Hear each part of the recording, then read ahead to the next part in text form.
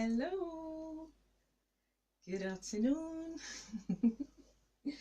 good morning, good evening, or wherever you're watching me from.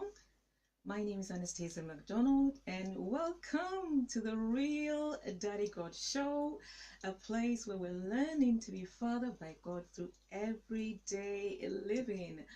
I am so excited to be able to come to your space, come into your room, come into your area. Hi! Hello, King Jake. Nice to see you, nice. Good afternoon, how are you doing? How are you? Can you hear me? How's my volume? Because I'm not sure whether you can hear me loud and clear. Hi, so it's Anastasia here, Anastasia Macdonald, right here on the Real Daddy God Show, a place where we're learning to be fathered by God through everyday living. And just waiting for a couple of you to come on board.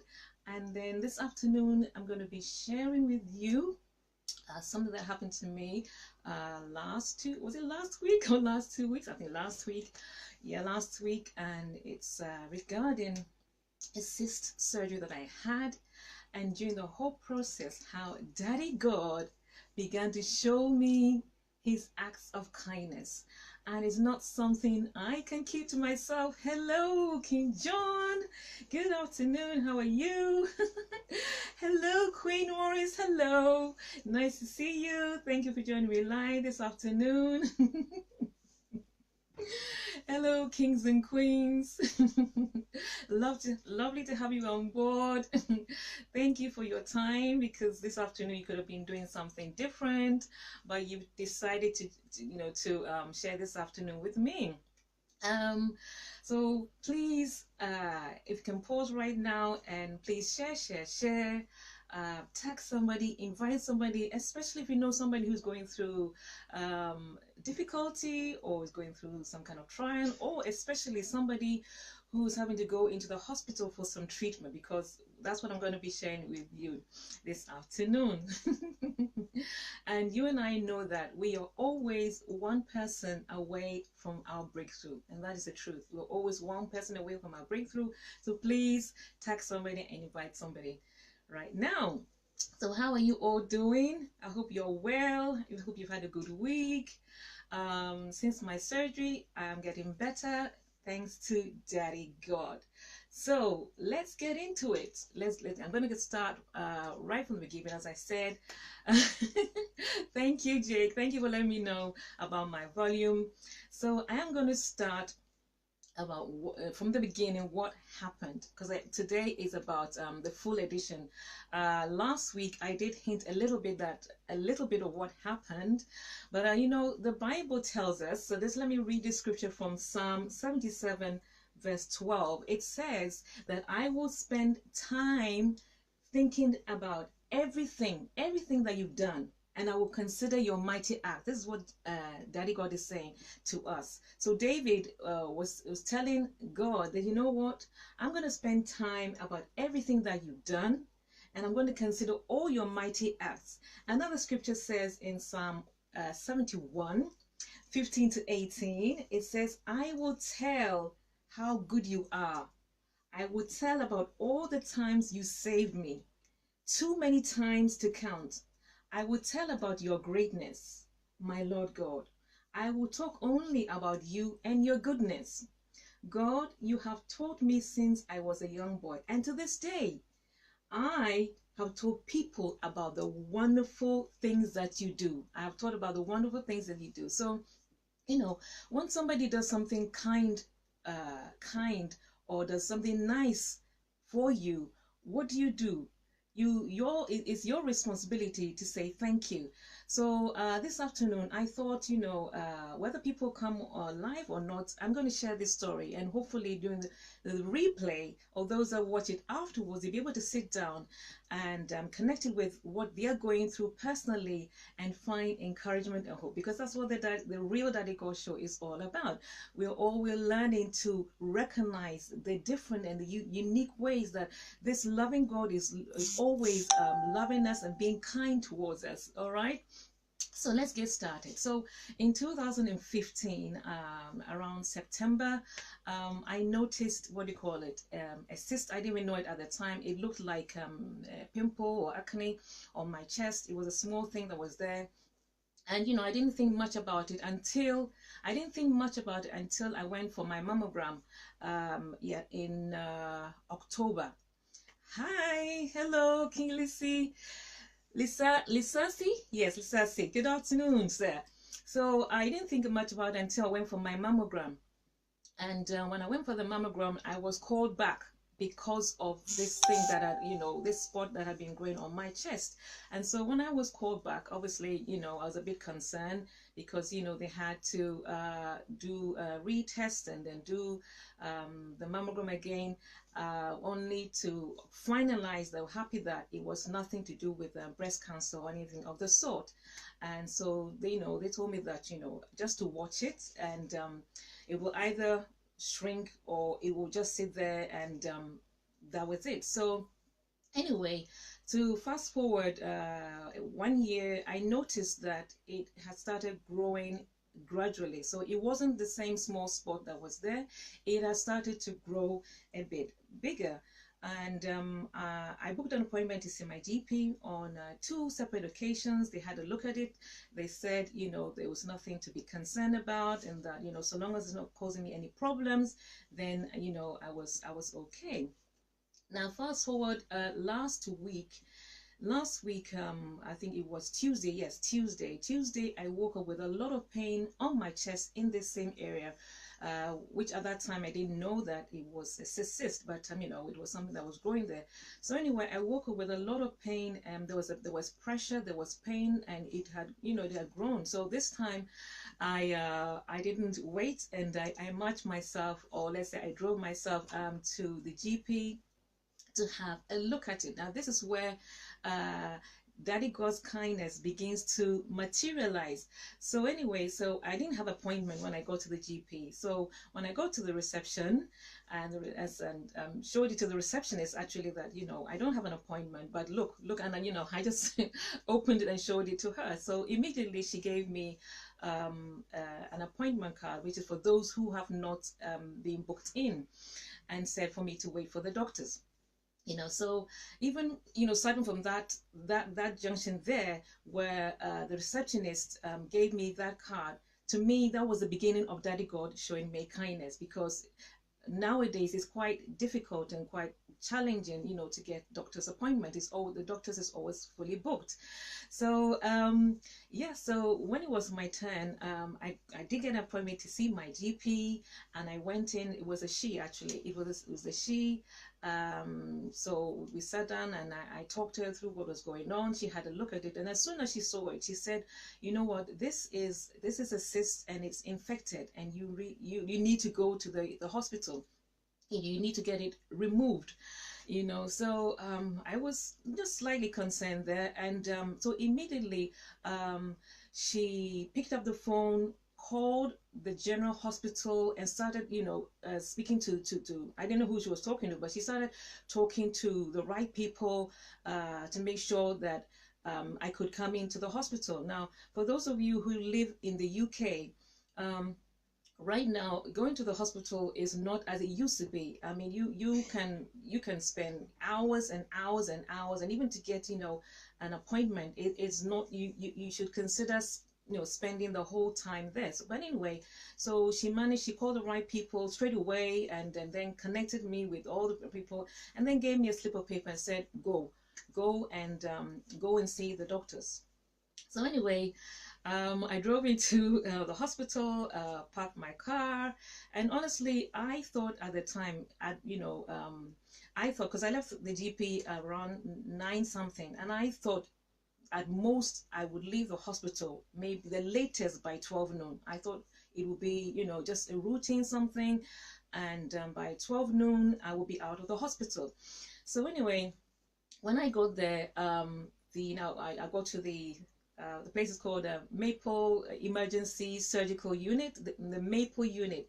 So the Maple Unit, it was an emergency surgical unit I went to. And so as soon as I got to the reception, I was they were waiting for me. They welcomed me, and even with all the way that they welcomed me, to me it felt that, you know, Daddy God had given me favor right then. So the first one was with the GP. The second one was with the, you know, the nurses or whoever they were behind the reception desk. The way they welcomed, I said, "Oh, are you Anastasia? Anastasia?"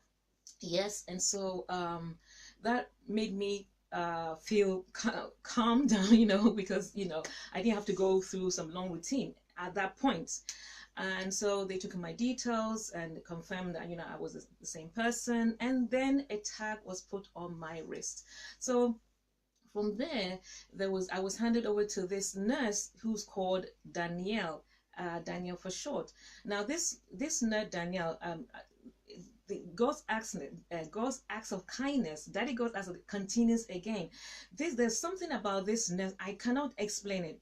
As soon as I was handed over to this Danielle, she began to look at me, not in a strange way, but she began to look at me as if, I don't know if I was this celebrity or angel, but obviously knowing what we know now, now I'm guessing it was, you know, the glory of Daddy God, the things that we take for granted, the things that we don't recognize. But she began to look at me in this way. I can't explain it.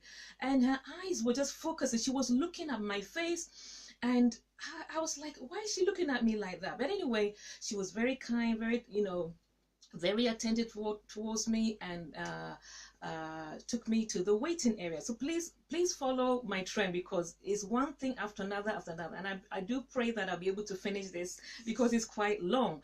But I feel like I owe Daddy God his praise, and I need to share this, else I'm being very, very ungrateful and, you know, selfish. So anyway, so I was called into this office where my blood test was taken. They took three tubes of my blood. They did my blood pressure, and then other details were put into the system to ensure that, you know, I was the right person. And then I was asked, you know, whether I'd eaten anything, and I said, well, the only thing I'd taken at that time was just liquid. So from then onwards, the nurse at that time in the room told me that I would either go through, I would either have a local anesthesia to remove it, or I will have to go through general anesthesia, you know. And I was just hoping that it would just be the local one. It would be done quick, and then I'll be out of the place. But that was not about to happen. So anyway, I was, you know, sent back, you know, to the waiting area. And the good thing that is what I had my Kindle with me, and I sat there, and I wasn't too, you know, too concerned. The TV was up ahead me, so once in a while I'll glance the TV and I'll read my Kindle book. And things took on to another level, where there was this elderly couple called Charles and Margaret. And Charles took an interest in me, and we began to chat. He began to ask me what the Kindle was all about. So as best as I could, because I noticed that, I realized there was a generational gap. So I began to explain to him what the Kindle was all about. So we began to talk, and he would make funny comments, and basically he just, at that point in the waiting area, I felt calm. I felt at peace. So I felt like, even with, you know, Daddy God used this gentleman and the wife to, you know, to ensue into some form of conversation that would have me settled. And so I waited there right until 12 noon before I saw the junior doctor. I didn't know that until I went into the room, and he introduced himself. His name was called Ryan, and, you know, he was doing his practice in this hospital. So he took me through the usual, you know, what happened and so on and so forth. Have you drunk any water? Blah blah blah. And because you may need to go under general anesthesia, and, you know, to do that you need to make sure you haven't had any food, and so on and so forth. And so after he'd taken me through their questions and all that, and certified that everything was okay in that area, I began to strike a conversation with this guy, and I asking him about how he got into medicine and all that. So probably spent about 10 minutes talking about, how his grandmother's illness led him into study medicine. And even during that time, that space that I got to talk with him, I felt that, Daddy God, once again, Daddy God was at work, because this guy was he didn't have to do, he didn't have to do that, but he spent about 10 to 15 minutes. We were talking and chatting and all that, and it was just a very nice experience. And apart from that, this guy was very kind, he was very sensitive, he was very tender all the time that I was with him. And for me, I don't take things for granted. I'm always looking at the different ways in which Daddy God is at work in our lives. So even by the way he interacted with me. Good afternoon, Rachel. Thank you for joining me live this afternoon. I'm sharing about my cyst surgery and the ways that Daddy God was showing me kindness through the whole ordeal. So anyway, I was with this junior Dr. Ryan, and he was very nice and very kind.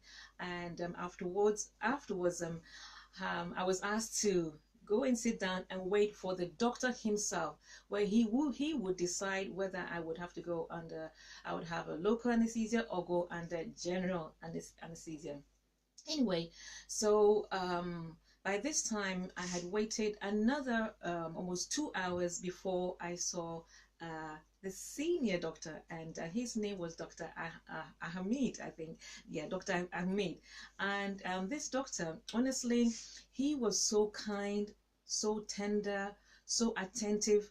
It is just phenomenal. The whole experience that I was with him, I just knew that Daddy God had sent this particular doctor, to attend to me. So after he had took me through the same health check process and everything else, he concluded or diagnosed or finalized that I would have to go through and I would have to go under general anesthesia. And at that time, honestly, I did not want to do. I didn't want it. I was scared. I didn't want to do it. I even told him that, look, I don't really want to go under general anesthesia. And he told me that Mrs. Macdonald, Anastasia, he said to me that that if you go for the local, it's going to hurt you really, really, really bad, and you're going to have a bad experience. And so but it's up to you. It is up to you. So anyway, I settled for the general anesthesia, and once again I had to go out and wait and call my hubby, because at this point I had to let him know. Good afternoon, Queen Buffet. Thank you for joining me live. Thank you. So by this time I had to go outside and call my hubby to let him know that this is where it's at. I have to go general anesthesia, so I need you to come and be with me here. So with this one, then I had to go back to the doctor and confirm that yes, I'm going to go ahead with the general anesthesia, and yes, my hubby is going to be joining with me through the ordeal. Well, not the ordeal, through the process, the surgery, So once once I had confirmed that, then and there, immediately, beautiful people, he picked up the phone and began to make the specific phone calls. It was like quick. Now, they didn't have to do that, but I saw it as the hand of God, the kindness of God that was at play, because he began to call different people. He asked another nurse to call those that sort out the beds, because obviously, the beds are never vacant. There's always a problem with the beds in the hospital. And so she was on the phone, everybody was there, there was so much activity just to ensure that me, Anastasia, could get in and have the surgery done that day. And by this time it was heading towards the evening. And so there were, he was busy. This nurse was on the phone and we're making phone call, calling, are the beds ready? Can she come in? What time she come in? And it was just like that. It was all about anesthesia. Can this be done? Can you do this? Can you do that? That and that. So finally, finally they said they could give me a space. Beautiful people, I'm not taking this for granted. I'm not just looking at it as the NHS hospital system, so anesthesias come and everything. No, I was seeing with my discerning eyes, I was seeing Daddy God at play in my life being active in my life, giving me favor as as this process was going on. So once that had been confirmed, the last bit that had to be done with this Dr. Ahmed was to sign the form of consent that I have agreed to have this surgery done. And when I was going through the form, the bits that kind of threw me off a little bit was when they said that there might be blood clotting. Sorry, there might be other aspects that may happen, and yeah, so other side effects. I was a bit concerned. I'm not gonna lie to you guys. I was frightened, by the side effects that could happen to me with this surgery. But anyway, I signed, still afraid, and then was asked to sit down and wait. And now the waiting this time was to wait for my hospital gown, and they have these special socks that you have to put on. So good afternoon, Javier. And so this one took another hi waiting for the gown and hospital socks took, I think it took another 1 hour. And this nurse that I spoke to you about, good afternoon, Kimpo, good afternoon, thank you. So this nurse Dania that I spoke to you about in the beginning, the one that was looking at me as if I was a god, came, and she would come and go, and let me know what was happening. So anyway, eventually it was almost like an hour or an hour and a half that I got my gown and I changed it. And now this time I had to wait for the guy that would wheel me into the hospital. And this one also, guys, beautiful people, this one took another probably 30-45 minutes, or maybe another, and I can't really remember. It took another time, some time for this porter, I don't know what you really call them, those that wheel people to the wards or the theater. So it took that time for him to come. Now, this is another act of Daddy God's kindness. As soon as he came and he verified that I was the one that he was taking me to the theater, and I sat in the wheelchair, he was hilarious, guys. He was hilarious. He began to behave like, I don't know, like an air stewardess. He said, make sure you sit in, keep your hands closed, don't fart, don't do this. He was just funny. And as he pushed me towards the theater, he was just sharing all these funny jokes that just got me into giggles and made me kind of calm down. And as a matter of fact, there's one thing that he did on 2 or 3 separate occasions, as we were negotiating certain curves. He would just race me around the corner, race me here and race me to the left and race me to the right, and just got me into fits of giggles. And guess what? I saw that as Daddy God's act of kindness. He gave me a porter, somebody who just make me laugh, to make me calm down. I could see what Daddy God was doing, and he made me laugh so much. Anyway, so he pushed me towards the theater door, and at the theater door, another guy took over. Pardon me, another guy took over, and this time, so I had to lay in a bed. I had to lay in a bed, and this guy, obviously, he started chatting. I don't know what it is. Well, obviously, I do. Daddy God was trying to calm me down the whole way. So he began to chat with me about his experience in the hospital, about this colleague who was a Nigerian, who they did their studies in the hospital together, worked together, and had now moved back to Nigeria. And he was just chatting with me whilst he pushed me towards now we're going into the theater itself. So now at this time, I'm not gonna lie to you guys, I'm not gonna lie, as I lay on that hospital bed, I was like, I'm thinking, oh my gosh, I was scared, because I really wanted my hubby next to me. I wanted my husband to be in the hospital, in the theater itself. I was scared. And meanwhile, even before I went to the theater, all these thoughts were coming back to me, and then I will continue to remind myself of Daddy God's faithfulness. Anyway, so I got wheeled into the theater, not into the theater where the surgery, but there's this other area. And as I lay there, I got introduced to the two, what do you call them? Anesthesists, those correct my pronunciation, but anyway, you know what I'm talking about. And so there was a male and a female, and they said they were the ones responsible for injecting the, what do you call it, into my vein. So as I lay there, my heart, my heart was just pumping. It was pumping so loud. The female anesthetist took my blood pressure. I think I'm doing very well for time here. The female anesthetist took my blood pressure, and she could tell that, my heart was beating a lot. So she asked me, are you scared? And I said, yes. But at this time, she said to me, not to worry. She stroked my arms and said, don't you worry. Everything's going to be fine, And then I saw the Dr. Ahmed, the one that, who had said I was going to go under general anesthesia. I honestly didn't know that he was the one that will be he was going to be the one that will be doing the surgery.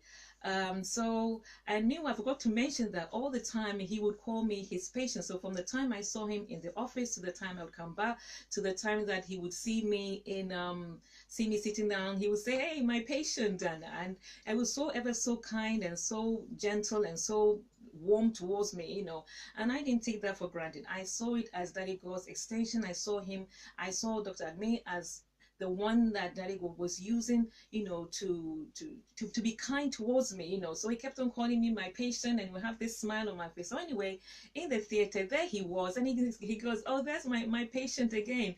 And, I was so happy, to see him. Anyway, to move on because of time, the female anesthetist, injected me with the fluid, and she began to ask me questions. Do I have any allergies? And the only thing I said, well, the only allergy I have at the moment is that I'm lactose intolerant. And honestly, guys, that was the last thing I remembered. As my heart was beating, I was scared and everything. That was the last thing I remembered. I didn't remember anything. Good afternoon, Laulu. I didn't remember anything else, And so then the next thing that I remember was a nurse who was gently, tapping me and saying, hello. Was tapping me and saying that, hi, your surgery has been done. It's all over. It's finished. Wakey, wakey. Guys, you don't know what it is like to have to surrender yourself to Daddy God, and especially, because you know how we are human beings. You and I may never admit it, but we want to be in control of our life. We may say that, yes, oh, I surrender. We may sing the song, oh, I surrender all.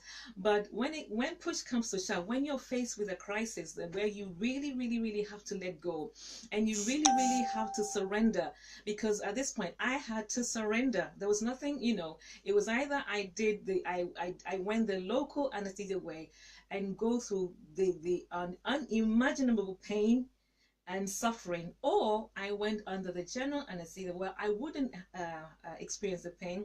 So that means that I would have to be, hello, Fola Sade, hello, long time no see, hello, Nikki.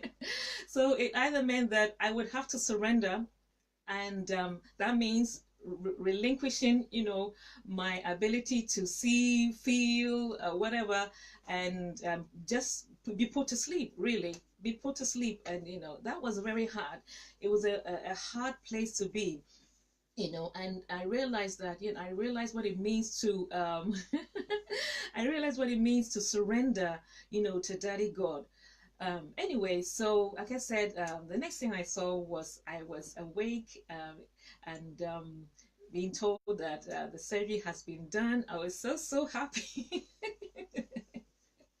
I was so happy that it was over and that I didn't go cross the other side. I didn't evaporate or go up to heaven, because I know my time is not yet. Anyway, then yes, so I was, wheeled to the hospital ward. Now, once there, I began to react to the, what is that thing they inject into your into you? I can't remember what it's called, but you guys, you know what I mean. So I began to react. I began to feel nausea, and then I was feeling so weak. when I was going, oh my gosh, what's going, I could barely walk. I just had to, you know, sit down. I wasn't feeling fine at all, and I was thinking, oh my gosh, after coming this far, is this what's going to happen to me? Daddy God. So in my head, I was just started telling that God, Daddy God, you really got to help me here, because I had this kind of experience in a plane where this was when I was coming back from Ghana for my mom's funeral, and all of a sudden I just felt this thing in the plane. I felt weak. I thought as if I was going to pass out, and it was the same feeling. I thought I was going to pass out, and I was, you know, actually I was scared, actually, you know, because in the plane at that time we had to call the air stewardess, you know, and they had to put oxygen on me before I settled down. So with this feeling that was coming again, I was scared again. I said, oh no, this thing is happening. It's happening to me again. So anyway, I even asked I even asked one of the nurses to come and bring me oxygen, because I wasn't feeling well at all. Anyway, the nurse says that, you know what, it's the remnant of that thing. I can't remember. Please, can somebody type what it is they inject into inject into people before you have an operation. Anyway, but you know what I'm talking about. So the nurse said to me that they can't give me any more oxygen, because if they do, it will probably end up harming me than doing me good. So as I lay there and just trusting that Daddy God, you know, would see me through the rest of, you know, my rest of the time in the hospital. Now at this time I thought I was going to go home, but the way that things were going on. Good afternoon, Bernard. Is this Pastor Bernard? It looks like Pastor Bernard. I think it is. So I beg your pardon if he's Pastor Bernard. Good afternoon, and thank you for joining me live on the Real Daddy God Show. We're here live, and it's all about learning about God and the different ways in which He's fathering us. And I'm sharing my journey of when I had my cyst operation, and the different ways in which Daddy God was showing me His kindness to the whole process. You know, so I'm now back at the the ward, and I'm laying down. My husband had to leave me. They told me he had to go. I didn't want him to go. Honestly, I didn't want to be left alone. But you know what? I said, Daddy God, you're with me, and you've just got to help me in what I'm going through. So anyway, as I lay in that bed, guys, once again, Daddy God's kindness. As I lay in that bed, some unusual I, I'm trying best to explain, some unusual love, peace, warmth began to wrap me around in my space. I cannot explain it. Some unexplainable peace, love. It almost felt like somebody who's been wrapped in cotton wool, and I felt so comfortable. I felt so comfortable, and I felt so loved, and I said, Daddy God is doing His thing again. He's loving me in this place, in this hour, in the way that, you know, the way that I was feeling. I cannot tell you, I felt like a baby. I felt like a baby that was nestled against their mother's bosom. That's how it felt like, you know. So obviously by this time I still had the intravenous needle and the liquid that was, you know, attached to my arm.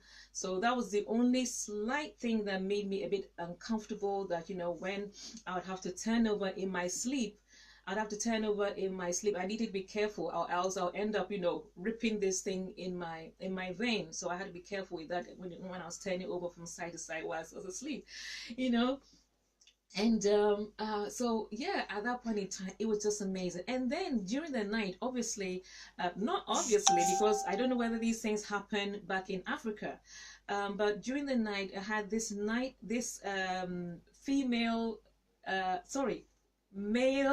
nurse, this black nurse, and he would come in again and again. I think he must have come, I don't know, maybe 6 times through the night to take my blood pressure, and he would check on the pain level. He would ask me, out of 10, how do you feel? And I'll say, well, I feel the pain level on level 4, and level 4 is comfortable, you know.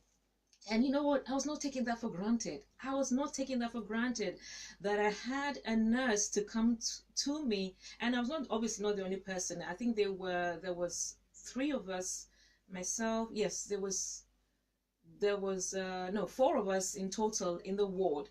So this male nurse will, throughout the night, will come, take my blood pressure, ask me about the level of pain, and I just felt so totally cared for, because I'm not going to take that for granted and say that, oh, that is the usual thing. No, no, no, no, no, no, no. And the fact is that anything can go wrong. Anything can go wrong. Anything can. And you and I have heard of stories where somebody's gone in for a supposedly routine test or routine operation in a hospital, and they haven't come back home. So I was not taking this for granted. Hello, Pauline. Thank you for joining me this afternoon. This is the Real Daddy God Show, and we're all about learning how Daddy God is fathering us in many ways that we don't realize, because either we're not looking, or we're negligent, or we're just not attentive, and we tend to, as human beings, take things for granted, like the way you and I are breathing right now. Anyway, so yes, this illness, like I said, maybe about 6 times, was very caring, very loving, very warm, and I just felt I felt spoiled by Daddy God.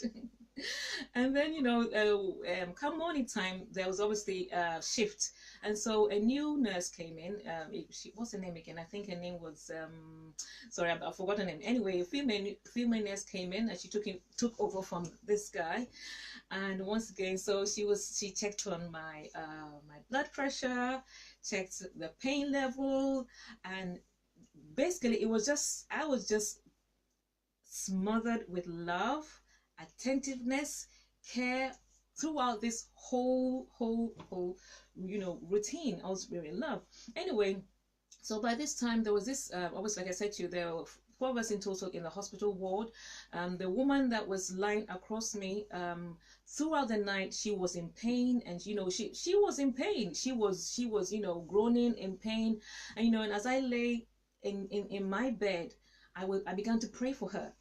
I began to pray for this woman. I said, Daddy God, please heal this woman. Please take her pain away. I don't know who she is, Daddy God. You know who she is. You know her name. You know what she's in the hospital for. Now, because obviously I'm a personality. And for those of you who are being mentored by Dr. Sandy Adelaja, my best mentor in the whole wide world, he taught us what personalities are. Personalities are those who are beginning to recognize,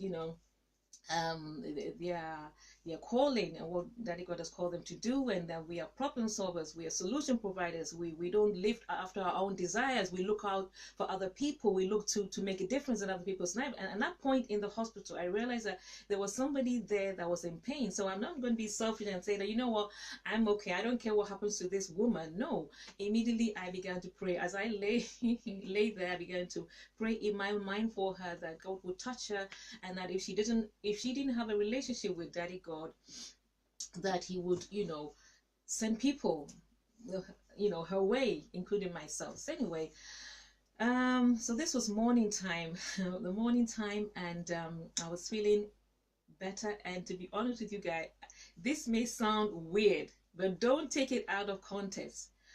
I didn't want to go home. I didn't want to go home. I wanted to stay in the hospital at least another 1 day, if not 2, simply because of the way of this thing that had wrapped me in the hospital. This love, this unusual, unspeakable love, this unusual, unspeakable peace, this unusual, unspeakable warmth that enveloped me. I just wanted to stay in that space. I just wanted to stay in this because I was experiencing the tangible presence of Daddy God, and I just didn't want to vacate that space. Anyway, now, not to be selfish, I found an opportunity to approach this lady that was in pain during the night, and I found out that she had an operation in her abdomen, and I said to her that, I have been praying for you, and I hope you get better. And she said, thank you very much for that. So anyway, Eventually I was allowed to go home, and then the subsequent days, which is a week and a bit, I would have to see the practice nurse to change the wounds. And I did show it last week. So I have been going to the GP. I've got all these things here, these wounds, sorry, these things, plasters going on here and around anyway. But so this is the results of my surgery or operation. I've been every day to the hospital itself twice, and then, sorry, to the GP to have it dressed and clean. And now this is another testimony here. Even with the practice nurses that I go to see, they have been super kind, super attentive, super caring. I'm not, you know, it's just unbelievable. Every step of the way, there's been this person that, you know, is how to say it, yeah, so this person that steps into my life and comes out with the unusual. So these are not, you know, I'm not saying that nurses are horrible or nurses are not kind, but you need to have that discerning eye or ear when something goes beyond the norm, you know. And you know, because hopefully I'm learning to be more discerning these times. I could see with every nurse. So I've seen 4 different practice nurses, 2 in the walk-in center and 2 in at the GP, and every one of them has been super caring, super attentive, and super kind. And you know what, it's been sometimes difficult because I walk out of the, you know, out of these places, and I just want to break down and cry because I'm seeing how Daddy God is loving me and caring for me. In fact, there was one I think it was the second day when I was coming out of the walk-in center after I had my, you know, this thing cleaned. And the nurse had told me that, you know, to make sure that I have a lot of protein, a lot of water, and what's the other third one again? So protein, water, and fruits and vegetables. I should have a lot of that. That will help. That will speed up the healing of this wound. And you know, when I came up, sorry guys, my nose seemed to be super oily. As I came out of this place, I just wanted to break down and cry because I said, Daddy God, even in your love, you have factored healing properties in the body, that the body itself is able to heal itself. It is able to heal itself when you look after it. So for example, when you cut your finger, you know, when there's something, you know, obviously the blood flows, and after a while there's this other thing that collects over the surface, and then, if you know, and it hardens that cut because obviously it's there to stop it. And then after a couple of days, or let's say a week, I mean, I'm not a nurse or doctor, but you and I know what I'm talking about. Afterward, that place, it just closes up and heals up. And you know, I just began to think, oh my gosh, Daddy God, you are so kind. Even you know that we're going to get cuts, bruises, and all that, but yet still in your love, guys, this is not an automatic thing that happens to the body. It's Daddy God that factored these things into the body, that it would begin to heal itself, you know. And so, you know, the beginning of my surgery, the hole in there, because they had to dig, because it's been 2 years and I've been going deeper, and I think it had gone into the second layer of my skin. I mean, I'm not you know, I'm not a doctor and all, but I do know that we have the first layer, the second layer, and I think the third layer, I don't know, but anyway, you guys know what I'm talking about, I hope. So this cyst had gone into the deeper layers of my skin, so they really had to dig into the depths of my skin and begin to scrape. So I had a hole in my chest. And if you look at the picture, the one that I posted on my page when I was advertising, there's a picture there. You see the hole. I didn't cover it up because I wanted you to see. But this has been healing up nicely. The hole is getting smaller and smaller and smaller, and it's not healed, it's not fully closed up yet. I guess it will take maybe another week or 2. But I've had all these people, so I was even thinking that, you know, how many people were in the process of from the GP to the surgery to the clinic. So if I look at, you know, so if I start with the receptionist, down to the GP, down to the phone calls that the GP herself made before I went, then to the reception, then to the different doctors, and then the porter, the second guy that I will meet to the theater, um, the doctor himself, the nurse that woke me up, the male nurse that looked after me during the night, the female nurse that looked after me, then those that signed me out, and then I think it goes, there in total, it probably, I think it's going to about 15 people that are in this process. Now you tell me, kings and queens, ladies and gentlemen, you tell me, 15 people involved in, like, anything can go wrong. Anything can go wrong. But every so I even forgot to tell you that you know, by this time obviously I had left my car in the multi-storage car park, and that the, you know, the charges in the hospital, they don't come cheap, they're expensive. But guess what, Daddy God made it such a way that the stay that I had there, it was waived off. I think I probably would have paid about, you know, because recently when I went for my dressing, just for about 20-30 minutes, I paid £2.50 just for 30 minutes. £2.50 for 30 minutes. And I was there from, I was at the hospital from 10:15 right up to when my husband had to finally come and take my car away. I think that was 8 o'clock, because I was wheeled into the theater around 8 o'clock. So you do you do the, what do you call it, the math, you know. It was just, I don't know, but Daddy God caused it that I was able to waive off all those charges. I didn't have to pay anything, and that again to me was Daddy God again. Daddy God was showing me kindness, because when I was in the doctor's office, I kept on telling, you know, I'm concerned about the parking. I'm sure you know, my parking fee is just going up and up and up and up and up and up, you know. But guess what, that was deleted, that was waived on, it was cancelled, you know, that was cancelled. You know, and even the my doctor told me that they may reduce it for you. They may reduce, since you are inpatient, they may reduce, but he doesn't know. But that was just real. So, you know, I just saw, like I was saying, there were almost 15 people that were involved, or that have been involved since I have done the surgery. And with each person, we are human. As much as, you know, the hospital has strict rules and policies to ensure that nothing goes wrong, sometimes things do go wrong. And so, you know, when I thought about everything, I said, you know, I feel like I'll be so ungrateful if I don't share this story with you, and I don't share it with other world, because the other people who may be going through, you know, difficult situations, or may have to go to the hospital for surgery or an operation or something, and I wanted to share my story with them, so that they too can be encouraged.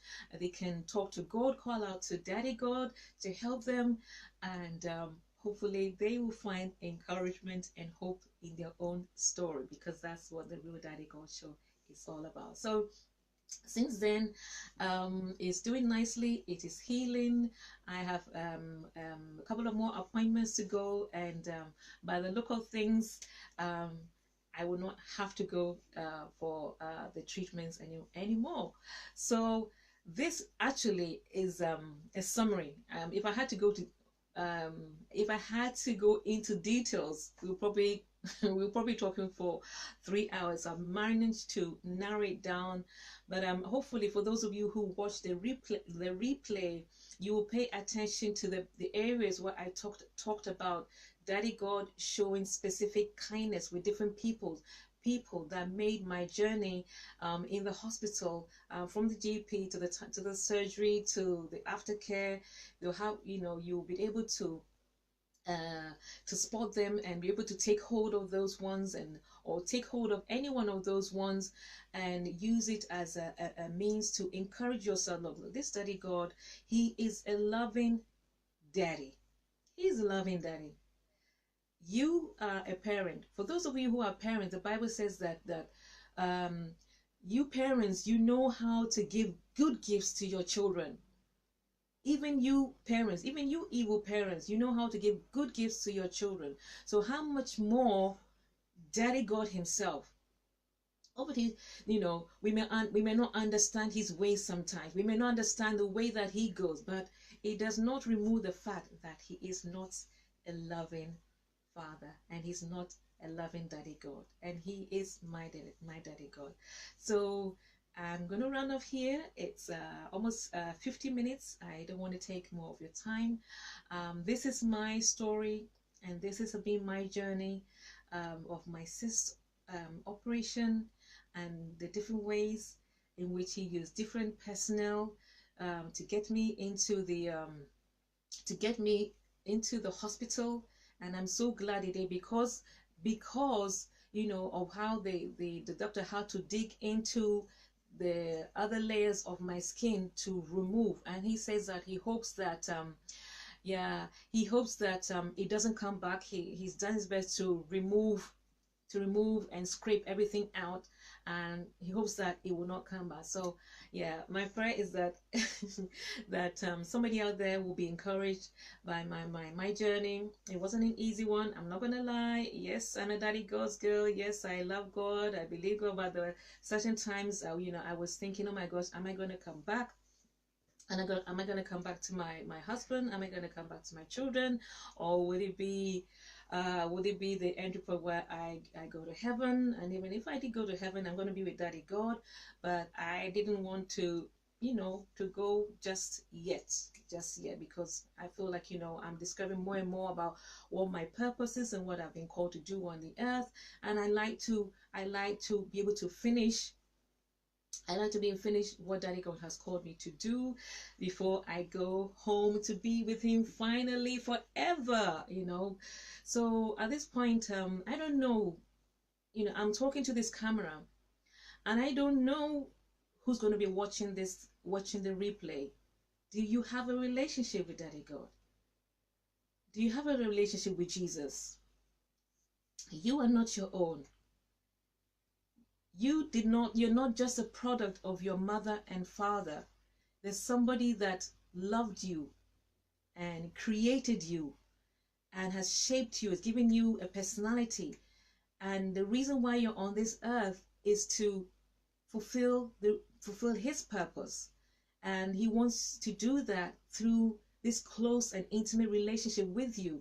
And the way to Daddy God is through Jesus. The way to Daddy God is through Jesus. It's just like I said last week, like somebody holding your hand and say, hey, let me show you the way to the daddy that you don't know. The daddy that you know. So Jesus is the way to Daddy God. And all you've got to do is to say, Lord Jesus, you know what? I've been trying to handle life my own way, and I'm not doing a good job here. Will you come and take over my life? I want you to I want to be your child. I want you to be my Lord. And he can't wait. Daddy God, Jesus, they can't wait to have you.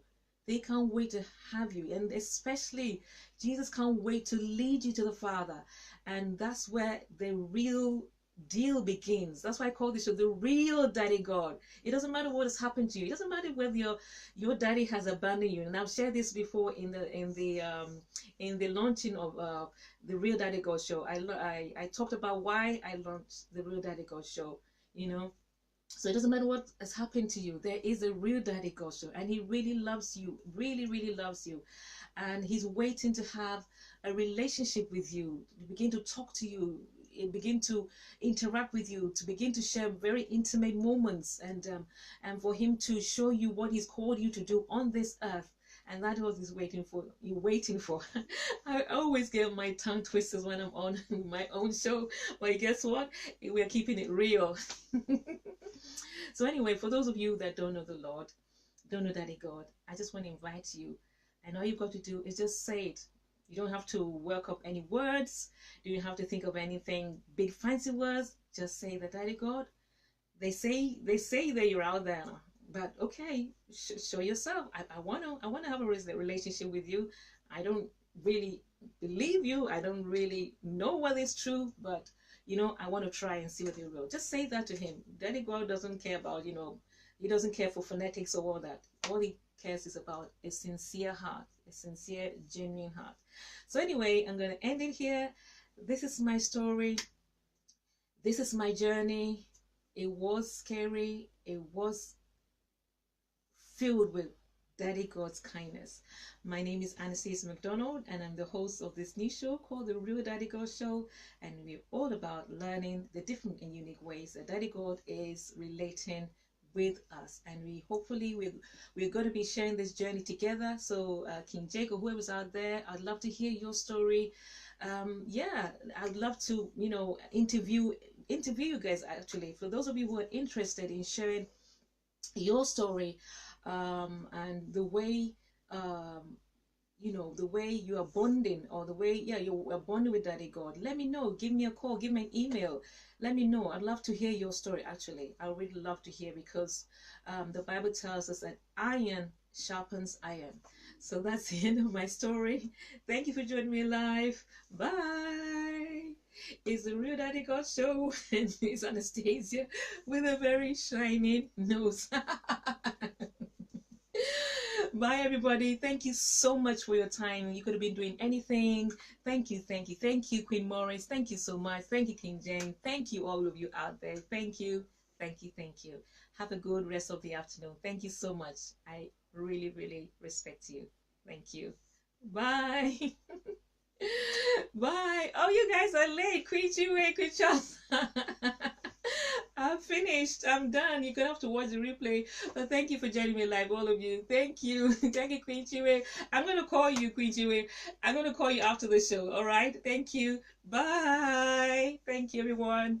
Bye bye. Bye bye. Thank you.